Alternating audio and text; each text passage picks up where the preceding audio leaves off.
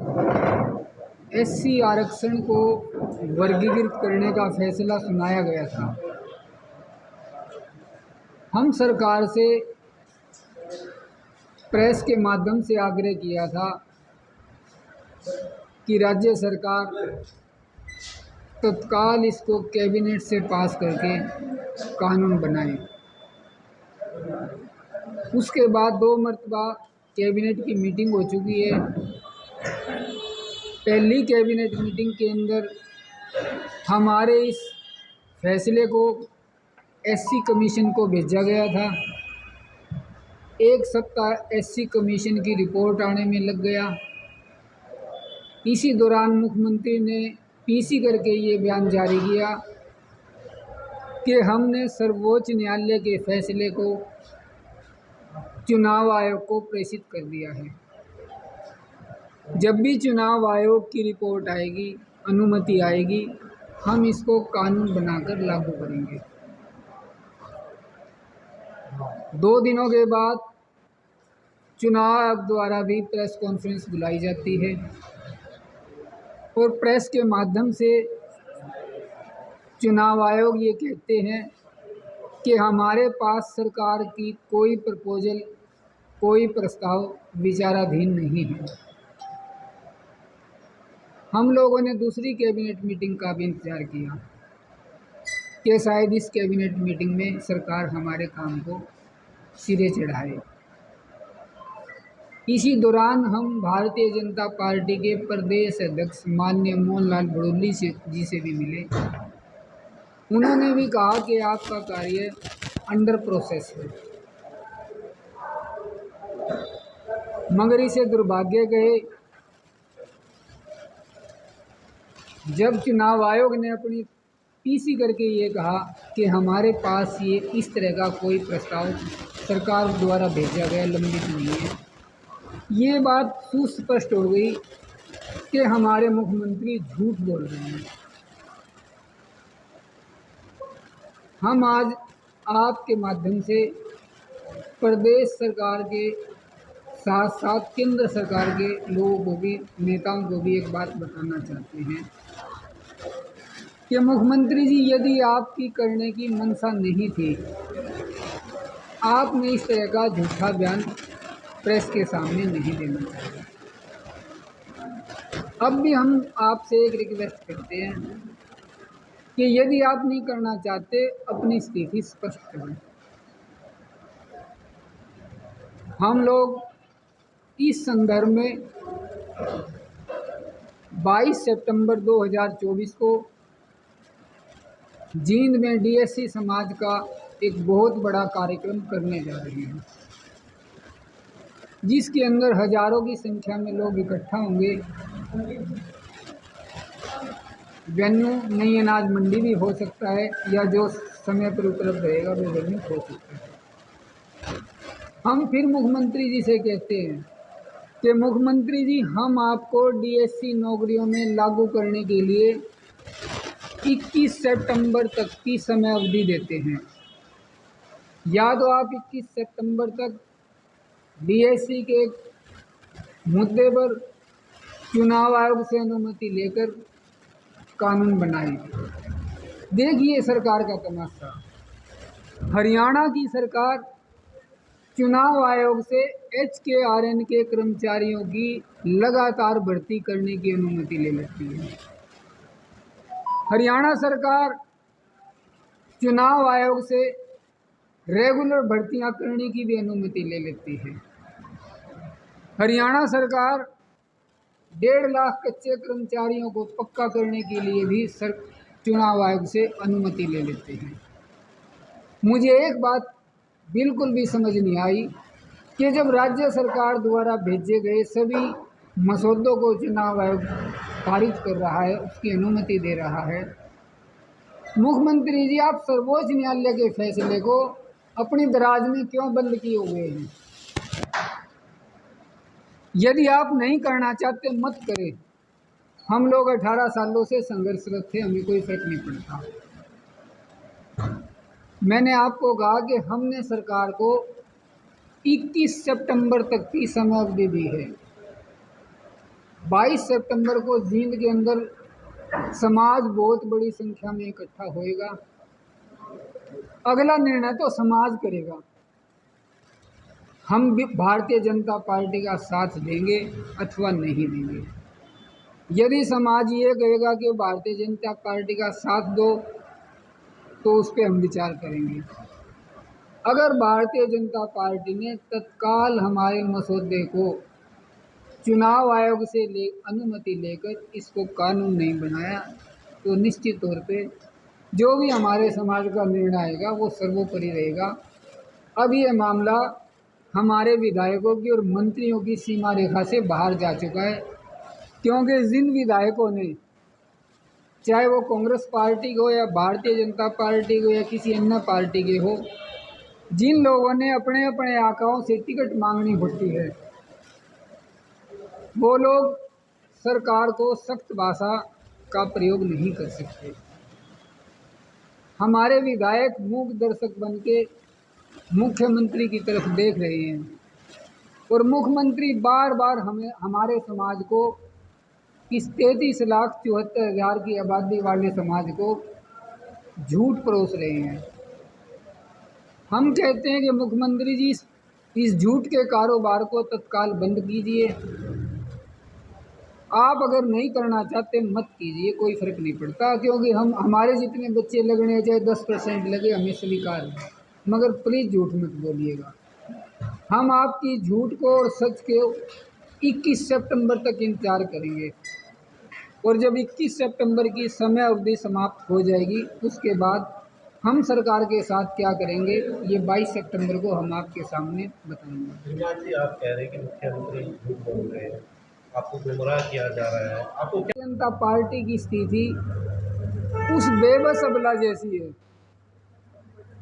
Bharatiya Janata party की स्थिति उस बेबस अबला जैसी है जिसे उस बच्चे की चिंता नहीं है जिसकी वो उंगली पकड़ रही है, बल्कि उसे उस बच्चे की चिंता जो उसके गर्भ में पल रहा है।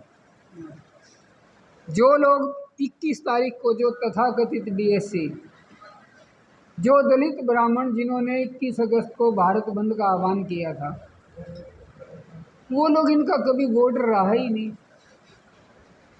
और फिर भी अगर ये भारतीय जनता पार्टी के नेता उनके दबाव में आकर हमारे प्रस्ताव को पेंडिंग रखते हैं, ये सरकार के लिए भी फायदेमंद नहीं रहेगा, समाज के लिए भी फायदेमंद नहीं रहेगा। जो भी भारत बंद हुआ था आप उसके समर्थन में नहीं है।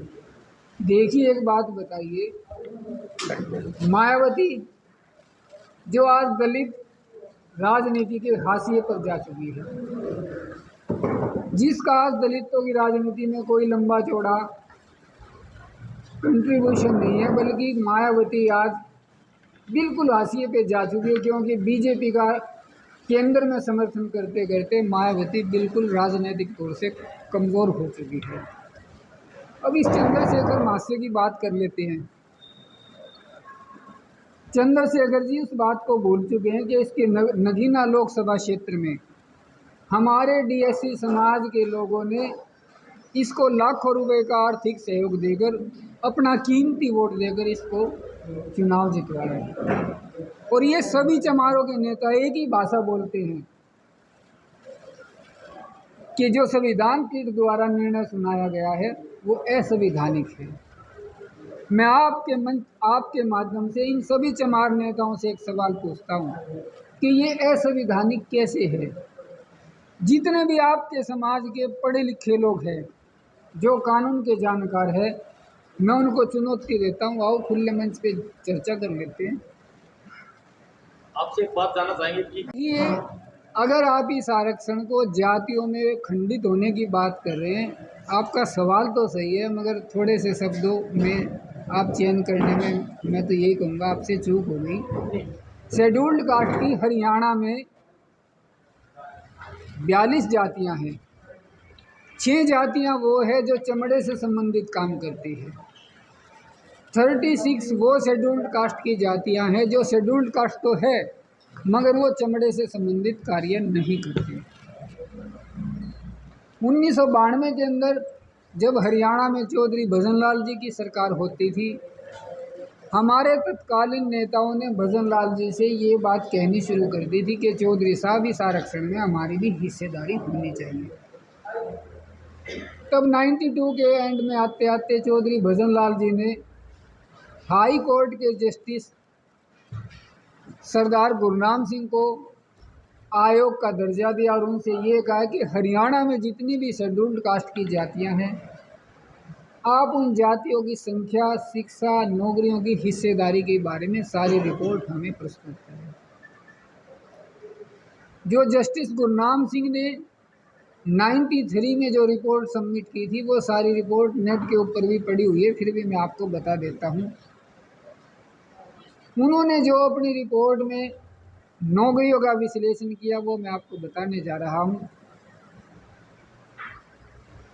हरियाणा का जन्म 1 नवंबर 1966 में हुआ था और 24 नवंबर 1994 तक जो नौकरियों का ब्यौरा गुरनाम सिंह कमीशन ने सबमिट किया था, क्लास 1 के कुल 147 अधिकारी पाए गए थे। जो ये हमारा DSC/SCA है, जिसके अंदर 36 कम्युनिटीज आती है, हमारे 147 में से महज 21 अधिकारी थे। शेष अधिकारी 126 अधिकारी चमार वर्ग से पाए गए। सेकंड क्लास के हमारे 399 अधिकारी पाए गए थे कुल, उसमें से 31 DSC के थे और 368 अधिकारी चमार वर्ग से पाए गए थे। तीसरी श्रेणी के अंदर 18,454 कर्मचारी पाए गए थे, जिसमें 1,848 कर्मचारी SC वर्ग के पाए गए थे और 16,408 कर्मचारी चमार वर्ग के पाए गए थे। जब भजन लाल जी ने ये देखा कि आरक्षण की एक तरफा लूट मची हुई है, तब उन्होंने 25 नवंबर 1994 को करनाल के अंदर इस आरक्षण को 2 खंडों में विभाजित किया था। A वर्ग के अंदर 36 जातियाँ आती है, जिसका ब्यौरा मैंने लिस्ट में डाल रखा, वो प्रेस नोट आपके पास आ जाएगा। और दूसरी तरफ चमड़े से संबंधित काम करने वाली 6 जातियाँ थीं। और ये आरक्षण 11 वर्षों तक बदस्तूर जारी रहा और इन 11 वर्षों में जो नियुक्तियां की गई वो भी मैं आपके सामने रखने जा रहा हूं। क्लास 1 के कुल 73 अधिकारी अब सरकार द्वारा नियुक्त किए गए, जिसमें से 37 अधिकारी हमारे SCA वर्ग से पाए गए और 36 अधिकारी चमार वर्ग से पाए गए। 770 द्वितीय श्रेणी के अधिकारी पाए गए, 385 SCA वर्ग के पाए गए और 385 SCB वर्ग के पाए गए। थर्ड क्लास के अंदर 11,597 कर्मचारी पाए गए, जिसमें SCA वर्ग के 6,017 पाए गए और 5775 कर्मचारी B वर्ग से पाए गए। जब 2006 के अंदर हाई कोर्ट से हमारा फैसला, जिसको मैं न्यायालय के बारे में तो कोई टिप्पणी नहीं करूँगा, हमारे खिलाफ फैसला आया गया और उस फैसले में उच्च न्यायालय ने बड़े साफ तौर पे लिखा गया था कि यदि कोई सी भी पार्टी इस फैसले से सहमत नहीं है तो 90 दिनों के अंदर सर्वोच्च न्यायालय के अंदर अपील दायर कर सकते हैं।